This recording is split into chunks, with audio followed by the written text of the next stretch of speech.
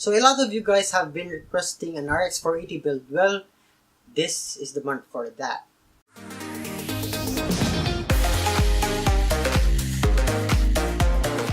So for this month, I actually prepared two gaming systems for you guys. One being an entry-level gaming system and the other one being a budget system. So first of all, let's start with the budget system. So with the budget system, you have your AMD FX 6300, which is around 5,050 pesos. And you can get this one at PC Hub. I actually get the prices there and some from VeryQuest PC.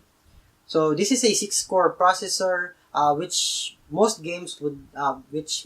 modern games would take advantage of this one because they require more horsepower on the CPU. So for the motherboard, you have your Gigabyte GA970A DS3P. This is a very basic motherboard. It provides all you need, 3,920 pesos at PC Hub.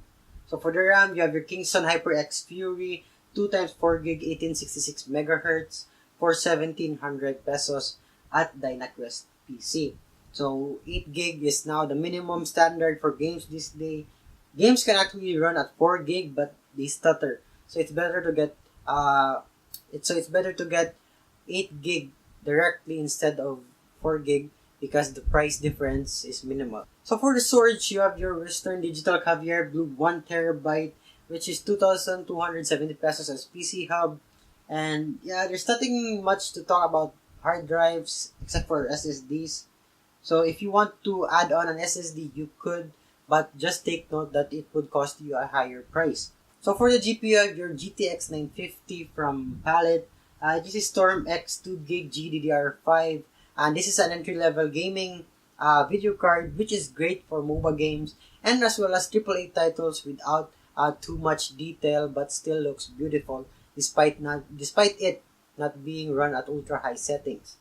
So this thing will have you covered at 1080p if you're just willing to play some Dota or some League of Legends or other MOBA games. So for the case, you have your TechWare Radeon Mini Tower Gaming Case, which is 14,200 pesos from Dynaquest PC. Also, you can get this from their website. And for the power supply, you have your Corsair VS450, which is a non-modular power supply but will just do you just fine because you don't need to customize that much if you are on a budget. So all of that would have a grand total of 17,760.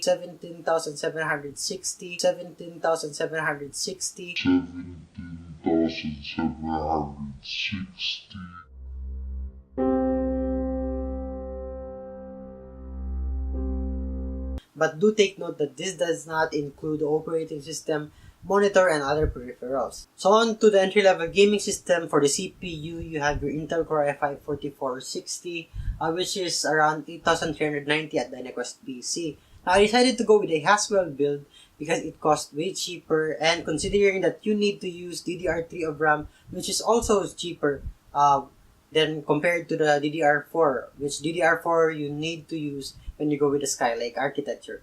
So that's it for the CPU, and for the motherboard, you have your Gigabyte GA-B85 Gaming 3 for around 3,370 at Dynaquest PC.